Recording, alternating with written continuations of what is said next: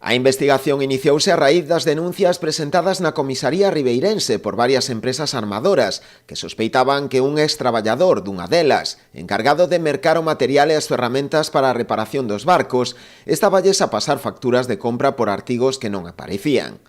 Os axentes puideron comprobar como as sospeitas eran certas, xa que moito dese material comprado que non chegou a entregarse fora posto á venda en establecementos de compra-venda de segunda man e tamén a través de páxinas web especializadas neste tipo de artigos. Ao parecer, grazas ao calote, esta persoa obtivo un beneficio de máis de 2.000 euros, causándolle un prexuízo económico ás empresas superior aos 8.000. Boa parte do material e das ferramentas puideron ser recuperadas e entregadas aos seus lexítimos propietarios.